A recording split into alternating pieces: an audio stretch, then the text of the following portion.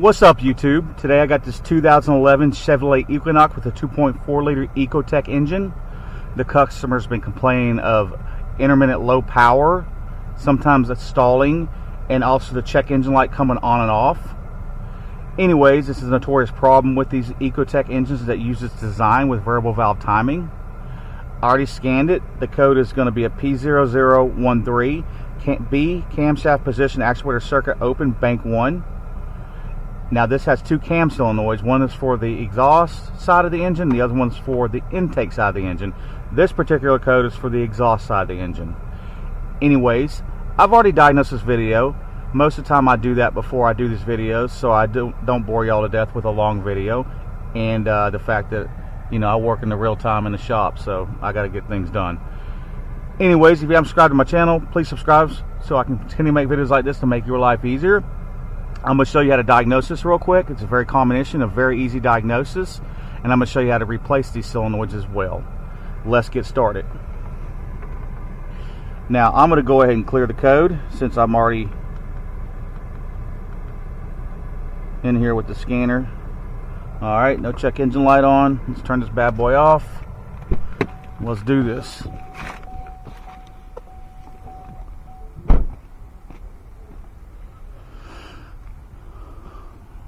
Alright, I've got everything already ready for y'all. Now the first thing we're going to do is remove this little intake housing right here. Take a little 8mm bolt loose down there on the clamp and just pull up on it, back and on the back and forward. And this is this little hose right here for the PCV. Just wiggle it back and forth and it'll come out. Alright, once you pull up on it, go ahead and take this boot off the air filter housing itself. Set that down on the ground. It's a really nice day out, spring around the corner. It's right at about 68-70 degrees. Take your oil cap off. Y'all know I like to do videos outside anyways, if I can, to avoid everybody from talking to me and the background noise as well. Pull up on your cover.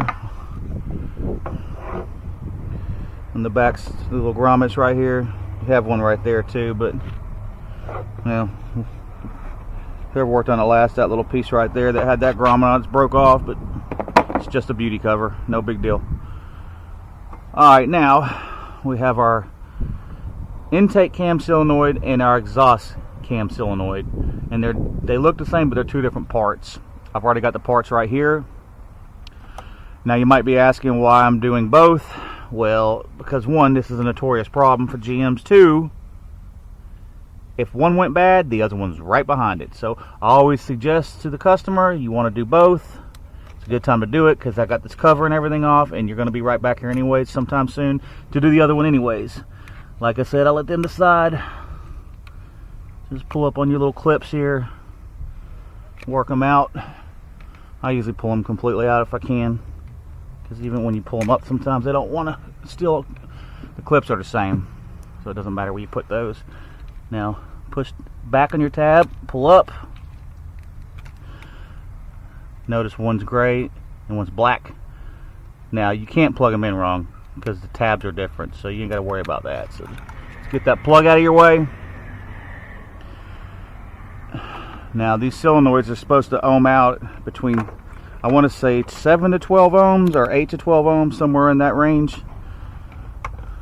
And I'm going to show you how to check these.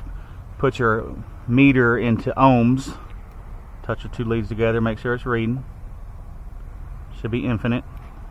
Alright, now touch the two terminals in there. Doesn't matter which way you go with the leads. So this one's at 12.5, 12.3. So it's just slightly over the threshold. Earlier when I checked it was at 14. So I'm going to get this one right here, the new one. Oh, and also do not use aftermarket solenoids. AC Delco. I'm telling you, you will have nothing but issues. I mean, the OE ones don't even last long. Let's not drop that.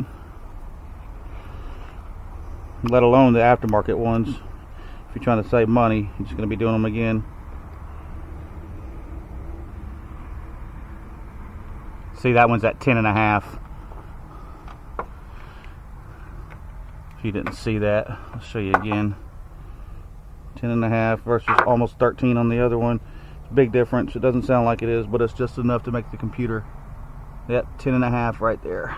So we know the solenoid's bad. Let's just measure the other one. I didn't do that earlier, even though it's not setting a code for that one. We'll just measure it, just for diagnostic purposes and just for entertainment for y'all. 11.5. So yeah, that one's pretty close to being on its way out as well. Now these solenoids have the same resistance specs on both, even though they're two different solenoids.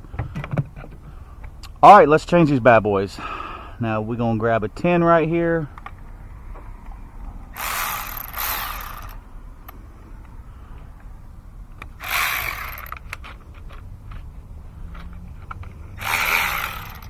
Looks like we're going to need an extension.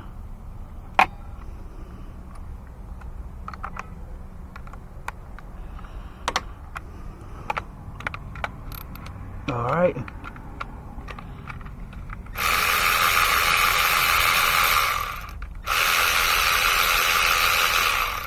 Now just leave those bolts in there because the new ones come with new bolts. Take you some kind of pliers. These usually work good for this. Put them around the neck of it.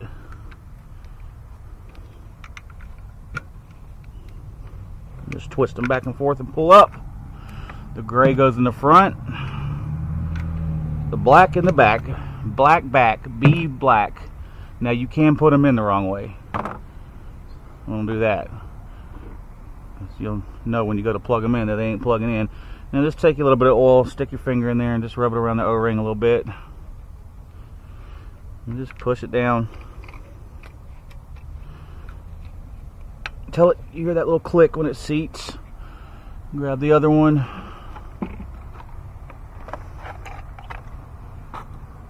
Same thing, take a little oil from the solenoid, the old one, rub it around that O-ring. That way you don't snag the O-ring when you put it in, because you'll have a major oil leak if you don't. Alright, let's start them a couple threads.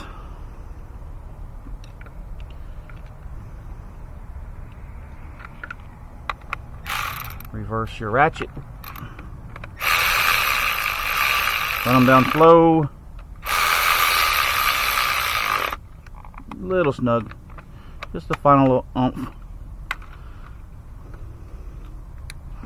Like I said, you can't plug this in wrong, so you'll know, because when you go to push down on it, it ain't going to plug in. Put your locking tabs back in. Alright. It's that simple, fellas. Now, I don't think I need to show you how to put this cover and all that back in or on. So, just get in there, you know, when you're done with this, reset your check engine light, start the car up, take her for a nice little test drive, you know, and through a couple drive cycles. If nothing's wrong, the code's not going to come back and the vehicle's fixed, but we both know it's fixed because the ohms are reading good on these new ones, and those are definitely out of range. So if you haven't subscribed to my channel, please subscribe so I continue to make videos like this to make your life easier. Y'all have a good day. Peace out, YouTube.